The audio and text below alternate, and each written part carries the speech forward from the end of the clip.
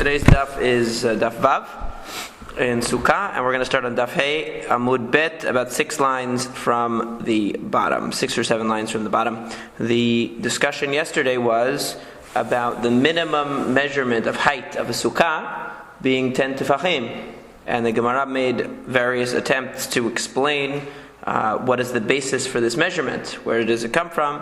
And they, in the end, concluded that at least according to Rabbi Yehuda, there's no way to explain it without invoking Halakha Moshe Sinai. No, not according to everybody, but at least according to Rabbi Yehuda, we're going to have to say it Halakha Moshe Sinai. And so the Gemara says, Ela the Rabbi Yehuda hilcheta gemirila, the Amar Rabbi Chia bar Ashi, Amar Rav, Shiurin Chatzitzin Chitzin. Halakha Moshe Sinai. So this is a famous saying in the Shas. We've seen it several times already in the study of Daf Yomi, in many contexts, that there are 3 things that we say are Halakha Moshe Sinai. Halakha Moshe Sinai means that it's not derived from any pasuk. It's not derived from Torah shebichtav, from the written Torah. It is purely oral Torah, Torah shebal peh. There's no, you can't find any proof for it in any pasuk, in any verse in the Tanakh. And there are 3 things. Shiurim, measurements, meaning how much of something you have to do in order to violate or to fulfill a mitzvah. Chatzitzin, the idea that you can't have anything on your body that when you go to the mikveh, for example, when you go to immerse, you can't have anything on your body that prevents the water from touching it. Mechitzin is walls, laws related to walls. And now what it's interpreting it now is to mean that mechitza, meaning the sukkah, the height of the walls of the sukkah is 10 tefachim. That's a halakha Moshe Sinai. What is the tefach? This is the tefach. So how can sukkah going to be 10 tefach? It's very, very low. The minimum is very low. You'd have to sit down in it like a little, bend over a little bit to fit. Well, you wouldn't be able to fit it all. So a short person could fit. It's very small. That's the minimum, though. So Shiurin, the Gemara asks, now for each of these things, the Gemara is going to make the same question. If we're saying something like I just said before the Shiur began, if it's Halakha Moshe Sinai, that means what? There's no source. We can't prove it, and we can't find any source. If that's the case, then if I can find you a source, then it's not Halakha Moshe Sinai, by definition. So wait a second, Shiurin Deoraita Ninu. I could find it in the Torah. Where do I find it in the Torah? Because it says in a very famous pasuk, Dichtiv Eretz Pchita Usaura Vegefen Utenav Verimon, Eretz Et Shemen Udvash. When it describes the Shevach of Eretz Yisrael, the praise of Eretz Yisrael, the various fruits of Eretz Yisrael, it says Chita, wheat, Seora, barley, Gefen. That's the vine, the grapevine. Utena, the fig, verimon, the pomegranate, and then it says zetshemen udvash. Zetshemen is, of course, the olive, and dvash is a reference to the date. So the Gemara says, "V'amar Rav Hanin," and Rav Hanin said, "Kol pasuk hazeh l'shiurin ne'amar." This entire pasuk is to teach you the measurements of the various mitzvot. So wait a second, you just told me that the measurement of the various mitzvot is what? Halakha Moshe Sinai. Now Rav Hanin is telling me, no, from this pasuk I know all of the halachot of Moshe Sinai that you just told me. So that means it's not a halakha Moshe Sinai. Because halakha Moshe Sinai means something axiomatic that isn't found anywhere in the pasukim. Correct? And how does he do? What's the connection? I mean, like there's 7 species, to the height. No, it isn't. Right now the Gemara is saying it's taking apart that statement piece by piece. Rabbi Chia bar Ashi said 3 things are halakha Moshe Sinai: measurements, the laws of covering when you go into the mikveh, and mechitzin, and walls. But it's taking it piece by piece. The first one was shiurim, measurements. So the Gemara says Rav Hanin said that all of the shiurim, they come from a pasuk.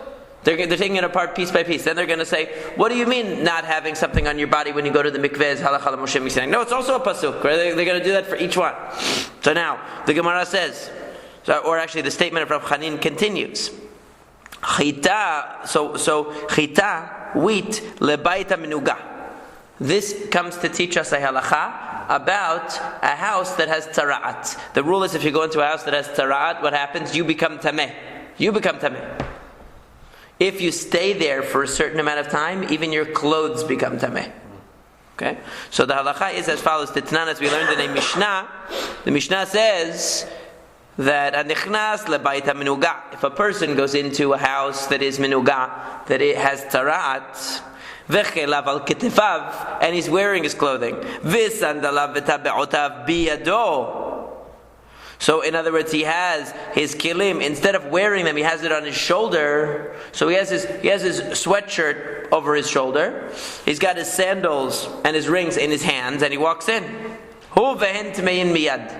They both become immediately tameh. Why? Because anyone who comes into the Bayit HaMinuga, anybody who enters into the house that has tarat, becomes tameh instantaneously. There's no time limit. However, lavush kelav, if he was wearing all of his clothing, like the sweatshirt, you're wearing it, it's not on your shoulder. And v'sandalav biraglav, and his shoes are on his feet. V'tabeotav ve'etzbeotav, and his rings are on his fingers. In other words, he's not carrying these items. So therefore, the items are not viewed as entering the house by themselves. They're viewed as entering the house as a part of him, right, as an adornment of the person.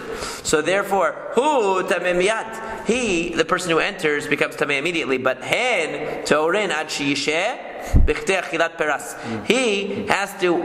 he will become tameh immediately. But since the clothing is on him, it becomes tameh, so to speak, secondarily, not primarily. If it comes in on his shoulder, he's carrying it. It came into the house and he came into the house. They're both primarily tameh. But if he's wearing the clothing, he has a time limit before he will become tameh immediately, but his clothes will stay tahor until a certain time limit. If he's wearing the clothes, how long is the time limit?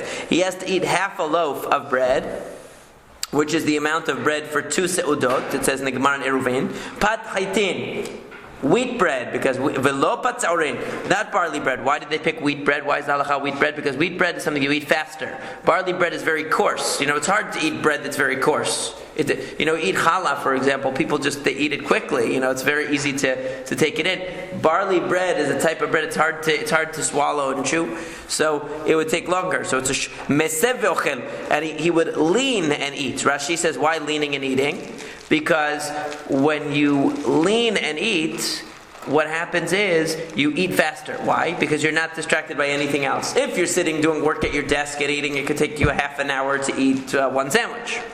But if you're leaning on your side and eating, that means you're eating fast. You're focused completely on the eating. And it says beliftan, and you're eating it with some kind of liftan, some kind of a condiment. Why? Because condiments help the eating to go faster. Right? When you eat let's say you have to just eat bread, like the way that we eat matzah on the night of Pesach, we have to eat all that matzah plain. It's not so easy. But if you put some nice, jelly, some, what's the stuff, the chocolate stuff? What's the stuff that they put in Israel, what's it called? The, that chocolate stuff, whatever that the kids like. Nutella. Right, Nutella, right. So you put that, Nutella, whatever. So you put one of these things on, so it goes. Yeah, I've seen it, yeah. If you have whatever, anything on your bread, you can eat a lot more of it. You don't realize, it's not so good for you, but you don't realize you eat a lot more. So the point is that when the halacha is defining, the pasuk says, "V'hauchel babayit yechabesed bechadav," that the person who eats in the house, his clothing becomes tameh. What does it mean, the person who eats in the house? It means a person who stays in the house long enough to eat. And what is defined as staying in the house long enough to eat? A person who stays in the house that has tarat long enough to eat half of a loaf of wheat bread, leaning on his side with a condiment. So the word chita in the pasuk comes to teach you that it has to be wheat bread. How can you eat when you have tarat in the house? It's just a measurement. It's not that you're really eating it, right? It's just a measurement. It's the amount of time that it would take. Okay, so it's not that you're really doing it. It's just an imaginary. Okay, you could say it would take you 2 minutes.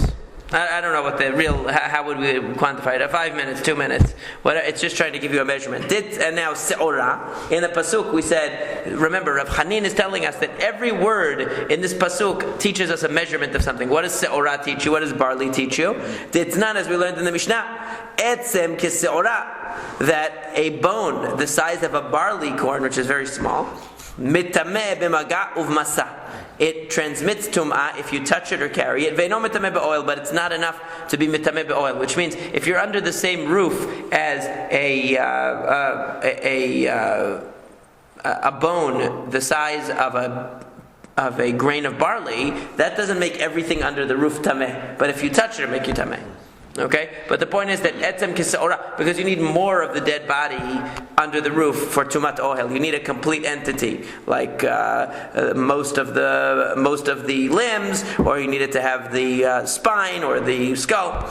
But if it's just a tiny bone, it won't be mitameh everything under the roof. However, if you touch it, it'll make you tameh. How do we know if you touch it, it'll make it tameh? Because of the word se'ora, barley. Okay, now, what about gefen? What does gefen teach you? Kedei revi'it yayin the nazir. It means a revi'it yayin for a nazir. The amount of wine for a nazir. Now, which is a revi'it, 1/4 of a log. Now, Rashi here has an interpretation that is different than his interpretation in elsewhere. His interpretation here is, in Masechet Eruvin, when we had the same exact sugya, Rashi said that what does it mean, Revi'it Yayin the Nazir? It means that if the Nazir drinks 1/4 of a log, Revi'it Yayin, that's what makes him, he violated his Nazirut, and he has to be whipped. He gets malkot for drinking the wine. That's what Rashi said. That's a simple way of reading it. However, here he says, no, that's not what it means. Because here, everything in this list is a measurement of something else. Okay, so what is it a measurement of something else? So Rashi says that it means we know that it's not just wine that the Nazir is not allowed to drink. He's not allowed to eat migefen ayayin. He's not allowed to eat, let's say, even the vine itself he's not allowed to eat. He's not allowed to eat the seeds of the grape. Raisins. Okay, right, that is a grape itself. Even the leaf, even the seeds, we can't eat anything. Yeah. So how do you measure how much leaf he's not allowed to eat or how much vine? What you do is, Rashi says, you take wine in a cup.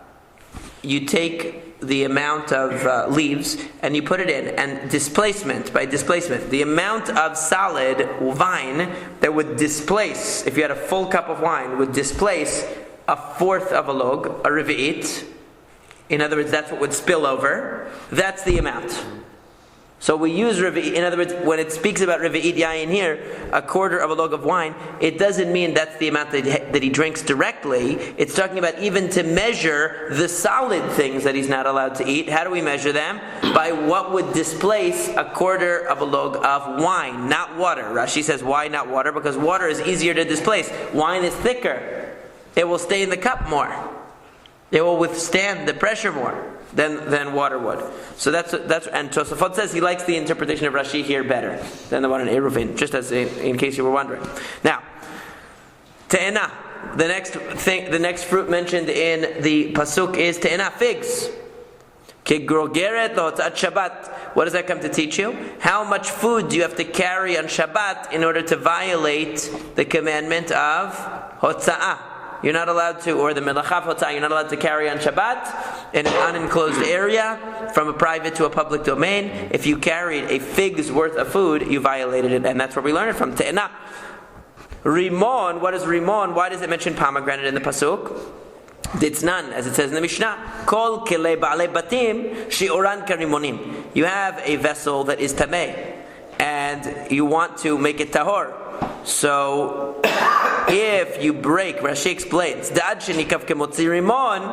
has to be broken to the level that a pomegranate could go through. So then, Shem keli alav mekabel tum'ah, lefi shebal habayit hasal kelav, uksho motzi zetim umishtamesh bo rimonim. In other words, if you have a kli that became tameh, it will remain tameh until there's a hole in it large enough for a pomegranate to go through. Why? Why not for an olive to go through? Because if you have let's say you have a vessel that has holes in it the size of an olive, so what do? You use it for bigger things. You put apples in there, right? You put pomegranates in there. You don't care about the little hole. But if it's a hole so big that a pomegranate will fall through, you're not going to put anything in there. And then we could say it's truly shever keli. It's now a broken vessel. Okay? There is as opposed to klei uman, if somebody is selling, she'omed lemacher, right? That's why it says klei bale batim. Your personal vessel, you're not going to throw it away unless the hole is so big that it's not functional for anything anymore. But somebody who sells kelim, you go to Macy's, Or who sells, whoever sells pots and pans and plates. I don't know, Bed Bath and Beyond, who sells it? I don't know. William Sonoma. All right, so you go to one of those stores. If there's a tiny hole in it, nobody's going to buy that. They say, I'm paying, I don't know how much for one plate. I'm not going to buy one, even if it has a tiny hole. So so it will become considered shever keli, broken vessel. Why? Because it's no longer functional. He can't sell it anymore. Whereas what you've already bought, you're going to keep it around until it has such a big hole that it can't work at all anymore. What's the measurement of a big hole that a pomegranate could go through? And we get that from the word rimonim. Eretz zet and then it talks about the zayit, the olive, from which we learn Eretz shekol shiurea kezetim, a land that all of its measurements are kezetim, are olives. Kol shiurea sal kadatach. What do you mean all of its measurements are kezetim? Didn't you just give me a list of other shiurim? A pomegranate, a barley, wheat. What do you mean? And you just told me a whole list of other measurements. Most halachot are kazayit. That's what it means. When it says kol shirah kazetim, it means most things. What do we say? Oh, you need a kazayit of bread. You need a kazayit of matzah. You need to eat a kazayit in the sukkah. You need a kazayit to do birkat hamazon. Kazetim are usually the measurement that we use for things in halacha, and that's eretz zet shemen. And then it says dvash kechotevet agasa b'yom kippurim, which comes to teach you the halacha that the amount that you eat on Yom Kippur to violate Yom Kippur is the amount of a large date. Okay, kechotevet agasa. The large date. Where did we learn that? We just learned it. No, in Yoma. Yeah. We just that was like the whole subject of the last chapter. Right. Yeah. The last chapter of Yoma was about the large date. Right? It was the small date, the large date, and what about Og Melech HaBashan? If I feel like eating half a date, yeah. it's okay. Yeah. You can go on a date, but you can't have it. You can't eat one. That's the halacha. Now. Okay, so when I was in school, the rabbi told us, how can you remember, in Hebrew, how can you remember the difference between tamar and te'ena? Which one is date, which one is fig? He said, because you go on a date with tamar, but you don't go on a date with te'ena. that was the reason. That's good. All right, so anyway, what's the point? Alma, deoraita. But from all of this, we see that all of these shiurim, all of these measurements are learned from the pesukim, learned from the pasuk. So what do you said that it was halacha Moshe Sinai, all of these measurements, but it's not halacha Moshe Sinai. We see them from pesukim. So therefore, so v'tizbira. So the Gemara says, really? Are you serious? Shiurin mi ketivi.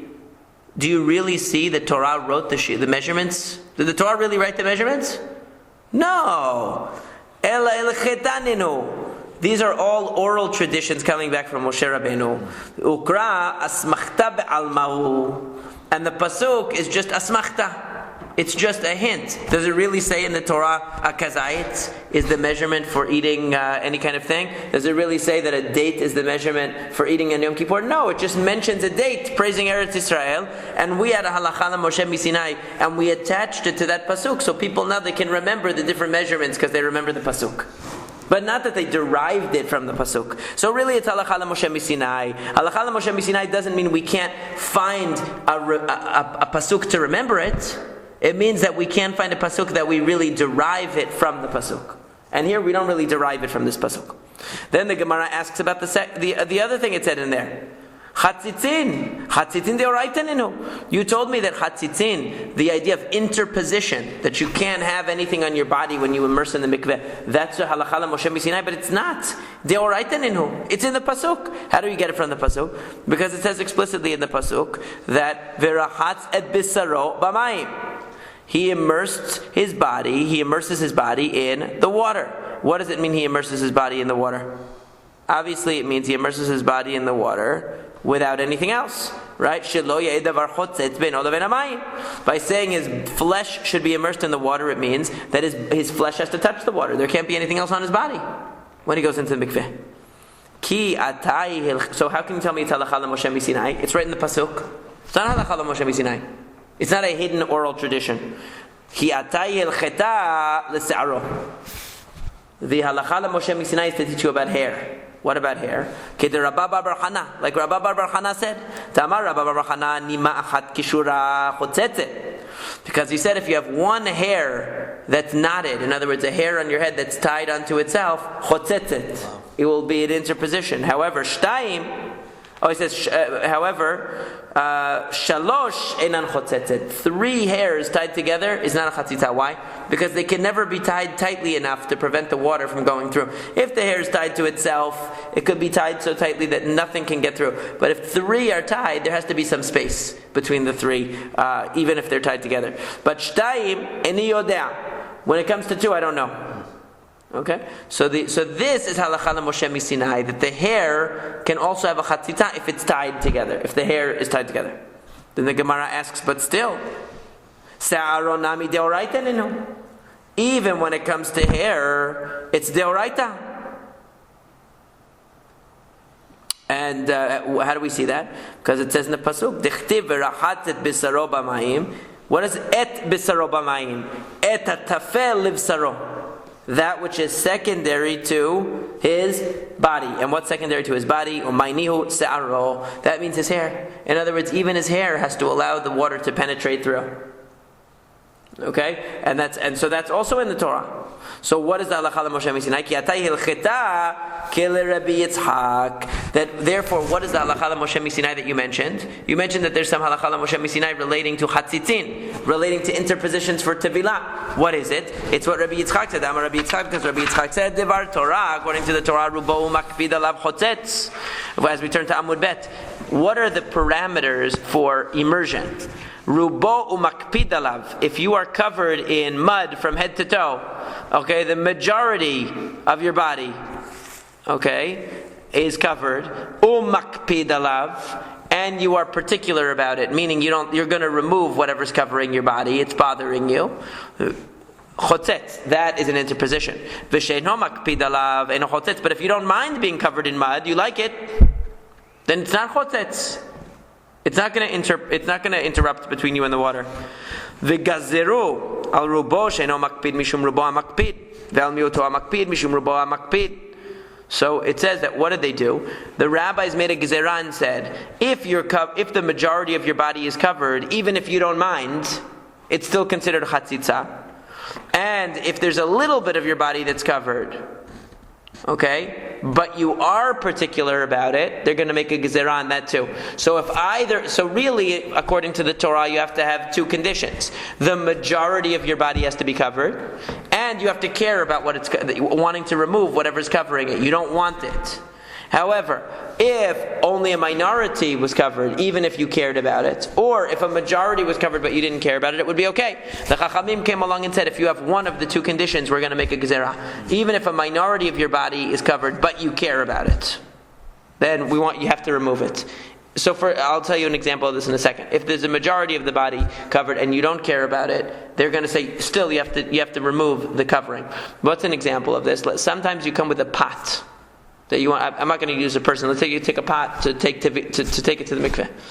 So a lot of times they have stickers on them, and it's a pain to get the stickers off. People are scraping. So the thing is, mina Torah for sure, it's not chatzitza. Why not? Because it's even if you care, even if you say, you know what, I want to scrub that. I don't want to have that sticker on there when I'm cooking. I want to get it off. But it's mi'ut. It's only a little bit. And if it's mi'ut ve'eno makpid, if it's such a small amount, and you're going to leave it on there anyway, you don't care, I'll leave the sticker on there, I don't care, I'll use it, it's on the bottom, nobody will see, it's on a plate, it's on a tray, nobody will see the sticker, I'm going to leave it, and it's mi'ut, then it would be okay. But if it's something you're going to remove, then it's mi'ut ve'makpid. Okay, it's mi'ut and you want it off. What if it's stuck to the inside? In the inside for sure. Right, so it's still mi'ut, so still it's only d'Rabbanan, but you have to remove it because you care about it. You're not going to leave that sticker there, so it's considered a foreign object. Okay, if you were going to leave it there anyway, and it was a mi'ut, then it would be okay. Now, and the same would be true about hair. If the majority of the hair is knotted together, like he gave the example before, every little hair is knotted, 51% of the hair is knotted, and the person wants to get the knots out, that's rubo v'makpid. It's the majority of the hair, and And makpid, he cares about it. If he's going to leave it that way anyway, it's still rubo. But if there's just a few hairs that are tied to each other, and he doesn't really care, he or she doesn't really care, and it's mi'ut, it's only a small amount, then it would be okay. Okay, that's what Rashi says. He says that when we talk about rubo, we're saying either the body or the hair. Rov se'arom mitunaf batit or kashur. So it speaks both about the body and about the hair separately. So there's a separate halacha of chatzita on the hair. Rashi is saying. We don't say, well, your hair is anyway only a minority of your body, so even if the whole thing is covered, we don't care. No, we look at the hair and the body. Okay, so what's the point though? So first the Gemara asks, why didn't the rabbi say that even if it's a small amount, like that sticker, small amount, and you don't care, you're going to leave it there, still they should make a gezerah. Because maybe you'll come to leave when it covers the majority and you do care. The Gemara said, or either because maybe you'll leave a small amount that you do care about, or you'll leave a majority that you don't care about. We're not going to make a double gezerah, because we already said, having one of the two conditions, either that the majority of the thing or person is covered, or that they care about what's covered, one or the other, instead of requiring both, is already a gezerah. So why should we say that even if you're lacking both conditions, it's mi'ut and you don't care? If we do that, we're making a gezerah le-gezerah. Why are you going to make a gezerah that if it's a minority of the surface covered and you don't care? Oh, because maybe a minority and you do care. Or maybe it will be a majority and you don't care. But that itself is only d'Rabbanan, until you have both conditions. So when you have only one condition or the other, we make a gezerah, maybe the two conditions will be together. But when you don't have either of the two conditions, of it being a majority or you caring about it, so then why should we make a gezerah? But what was the halacha le-Moshe Sinai? The halacha le-Moshe Sinai was that chatzitza only accounts when the majority is covered, and when it's covered and you care about it. Anything else is only d'Rabbanan. And finally, mechitzin hada-amaran. What halacha of mechitza? What halacha? Finally we get back to Sukkah. What halacha about walls was a halacha le-Moshe Sinai? It was what we already said, that the minimum height of a sukkah is 10 tefachim. We couldn't find any source in any pasuk for that. That hani chala Rabbi Yehuda, that's true according to Rabbi Yehuda. Right? What was the reason we had to invoke halacha le-Moshe Sinai on the last daf? In order to explain Rabbi Yehuda. Because according to Rabbi Yehuda, the height of the keruvim and everything didn't work out. So we had to invoke halacha le-Moshe Sinai. But what about Rabbi Meir? Rabbi Meir learns it from the pasuk about the Aron, that it has to be 10 tefachim. So why are we saying that according to Rabbi Meir then, what halacha le-Moshe Sinai do you have related to walls? So he will tell you, ma'ika le-meimar ki ata yilcheta legud v'lavud v'dofen akuma. There are all these halachot that we have about walls that are not related to sukkah, more general, such as good asik, good achit, which means if you have walls, we sometimes imagine them going upwards, right? Like we talked about on Friday, when you have a pillar or when you're on a roof, and we can imagine the roof extending upwards. Sometimes we imagine that. Good asik. Good achit means if you have an overhang, sometimes we imagine, like pi tikrat yored v'sotem, we have a concept that sometimes we imagine the outer lip of a roof coming down. That's good achit, the coming down. Then lavud means if you have a space between two surfaces that's less than 3 tefachim, we consider it closed. Dofen akuma. If the side of the sukkah has 4 amot of sechach that is pasul, we think that the wall is bended. We just imagine the wall being bent.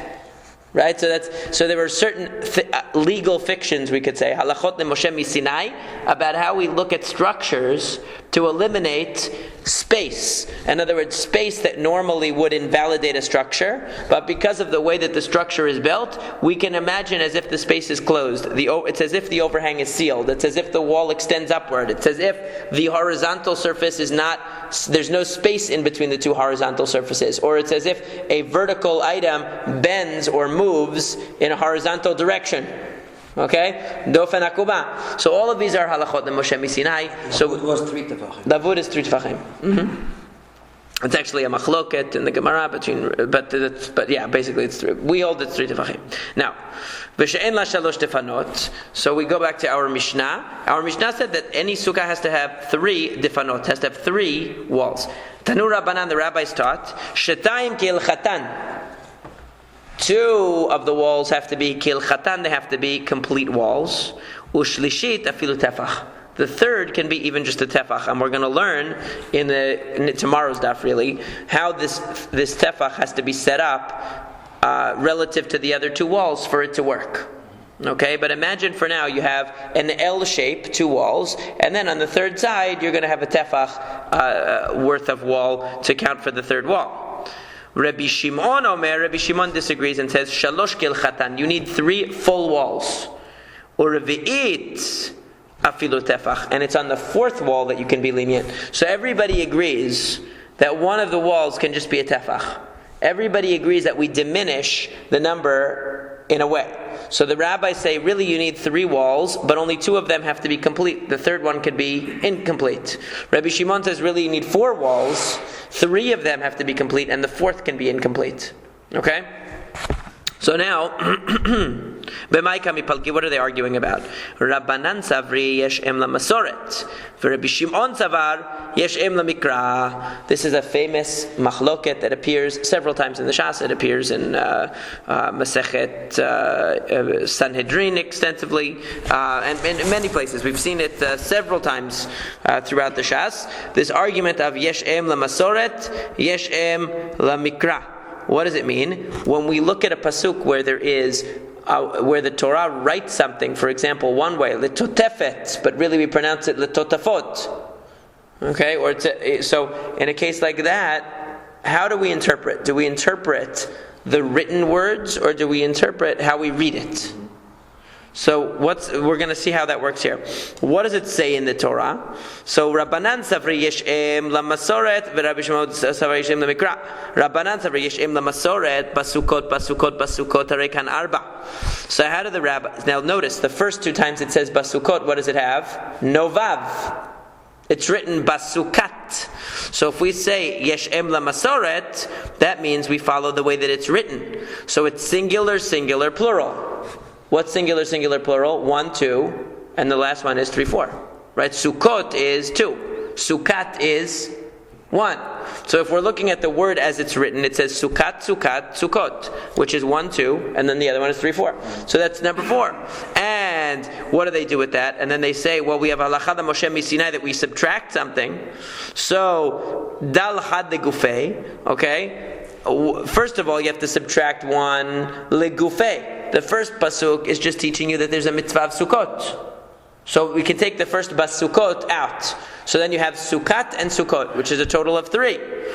So then Pashula Hutlat, Shetayim Kil Chatan, Vatayil Chita, Vegarata Lishlishit, Vokma Tefach. So what you end up having is the first one we don't count. So you have only 2 words. What's the first word? Sukat, which means 1 sukkah. The second word is Sukkot, which means 2. So that equals 3. But the Halacha Moshe Misinai comes along and tells you can subtract 1, so the third wall can be only a tefach. And Rabbi Shimon, Savar Yeshem Lemikra. According to Rabbi Shimon, we look at how you read the words. How do you read the words? Sukkot. You don't say Sukat. So it's basukot. So you say basukot 3 times, not basukat. So therefore, harekan shesh. That equals 6. Dal chad kra legufei. Subtract the first one because you need the first one to tell you the mitzvah. So you only have 2. Pashulu arba. You have 4 left. Shalosh kil chatan, which leaves you with 3 kil chatan. Ve'atai il chata. Vegar ata l'revi'it ve'okamta tefa. So basically the way that Rabbi Shimon learns it is, the 3 words are plural. Everybody agrees the first word we don't count because it just tells you the mitzvah. They only count the second words. According to the rabbis, it's sukat sukkot, which is 3. You minus 1, you get 2 full walls, 1 partial wall. Rabbi Shimon says, no, it's sukkot. You have 4. If you subtract because of the halacha Moshe Misinai and say that one of them can be an incomplete wall, 3 full walls, 1 incomplete wall. That's how they interpret the Pesukim. However, Ibayit Ema, alternatively, maybe everybody agrees we should really follow how we read it. If we follow how we read it, what do we end up with? Sukkot. Right? Not sukat. So what are they arguing about? More Savar one says, Sichacha ba'yakra. One says that sechach requires a pasuk. Umor savar sechacha lo ba'yakra, meaning to say that according to the Chachamim, how does it work? The first pasuk we already said we can subtract out because we don't need it, right? Because we need it to tell us the mitzvah. So what are you left with? 4 mentions of Sukkot, because you have Sukkot. Everyone agrees it's Sukkot according to this version of the Machloket. If everybody agrees, so how come they don't all agree with Rabbi Shimon? Because they say you have 4 Sukkot here. 1 is to teach you the requirement of sechach. The other 3 are to teach you about the walls. And then we subtract one of the 3 and say it only has to be a tefach. Rabbi Shimon says, no. You already took the first word, Sukkot, to tell you the mitzvah of Sukkah. What does Sukkah mean? Sechach.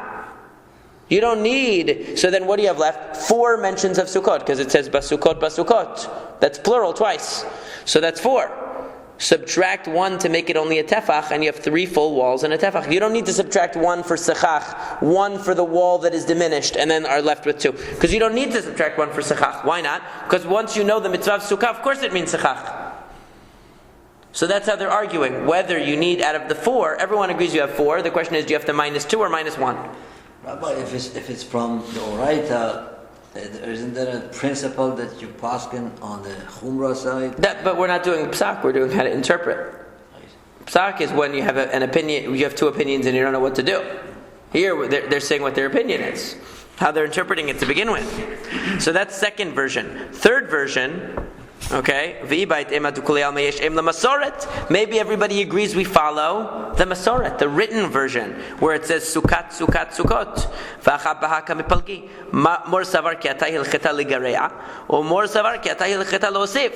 But it's the opposite. In other words, so then if everyone agrees Yeshem la Masoret, we follow the written version, so what does it turn out? Sukkot. How many is it? 4.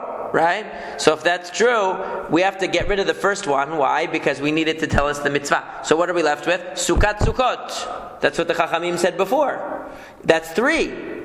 But the machloket is, what is the halacha Moshe Sinai telling you? Is it telling you lehosif or legareah? To remove 1 or to increase 1? According to the Chachamim, it's telling you that the 3rd wall could be only a partial wall. It's legareah. It's to subtract. According to Rabbi Shimon, no. It's to tell you have Sukkot, that tells you 3 walls, and you have the halacha Moshe Sinai is add a wall, but it only has to be a wall of a tefach, the 4th wall. Okay? So in other words, everyone agrees with them. Practically, Rabbi Shimon says you need 3 walls plus a tefach. The Chachamim say you need 2 walls plus a tefach. The question is, how are they getting it from the Pesukim here? And there are all different ways you can approach it. Finally, you could say, the Gemara says ve'ibait ema, maybe the kulei alma ki atayil cheta ligareya ve'yeshem la masoret. We could even say that everybody agrees yeshem la masoret, which means we're reading Sukkot. 4. Okay? And you could also say that everybody agrees that the halacham, the Moshe Sinai, is to subtract, not to add. And yet we could still have the machloket. Why? More savar dorashin techilot, or more savar en dorashin techilot. That what you have is a different machloket, which is we've been assuming all along that if you have Sukkot, you get rid of the first one because you need it to tell you the mitzvah. And then you're left with 3. And that's why the Chachamim say you're left with 3, and you subtract another 1 because of the halacha Moshe Sinai, so that leaves you 2.5. Let's say 2 walls and a tefach. But we're assuming that the first one has to be factored out. We don't deal with the first one. But maybe that's the machloket. Maybe Rabbi Shimon says, yeah, I agree with you. It's Sukkot. You're right. But the first one you can also make a derasha. Just because it teaches you the mitzvah doesn't mean you can't count it. So I'm going to count it too and say Sukkot, that's 4. Minus the halacha Moshe Sinai says the 4th wall doesn't have to be complete. And the rabbis say Sukkot. The first Sukkot I don't count because it's telling you the mitzvah itself. I only count Sukkot. And then I subtract 1, it gives me 2.5 walls. Okay? These are all the fancy footwork of the drashot, okay? Rav Matana says, Ta'amei de Rabbi Shimon, I'll give you a reason for Rabbi Shimon, mehacha, because of the following pasuk. He says this pasuk in Yeshayahu, because it says "V'sukat yeletzel yom mechorev," that the sukkah is going to protect you for shade in the day from the sun. Ulemachse ulemistor mizerem umimatar, and it's going to protect you and shield you from zerem, from the stream, which here it's talking about umimatar, and from the rain, by which it means when it says zerem, it's referring to, as Rashi says, mizerem hu she'aruach. In other words, that when you have rain, sometimes the rain comes horizontally. You know, when the wind is so high that the rain comes into your face. So what it means, so Rabbi Shimon is learning from this that a sukkah has to have 4 walls. Why? Because it says in Yeshayahu that a sukkah has to protect you not just from the sun, but from zerem umimatar, which means not just when the rain is coming down, but even if there's zerem, even if the wind is blowing the rain horizontally. Now, if you only have 3 walls in your sukkah, what's going to happen? It'll come through the 4th wall. It's open. So therefore he says that you have to have 4 walls. True, it doesn't have to be a complete wall. The Halakha Moshe Misinai tells you it doesn't have to be a complete wall on the 4th side, but there has to be a wall. And he learns it from this pasuk that says that the sukkah has to be secure enough that it will prevent any rain from coming even from the side of your sukkah. But in any case, what's interesting here is we see the way that the Chachamim attempt, in the end, it's not so important to know what drasha brought Rabbi Shimon to know the halakha as he understood it, and what drasha brought the rabbis. That's why the Gemara tells you could say it's Im la Masorah, you could say Im la Mikra, you could say that they agree on this, you could say they agree on that, and still they could come up with their respective positions and substantiate and support their respective positions.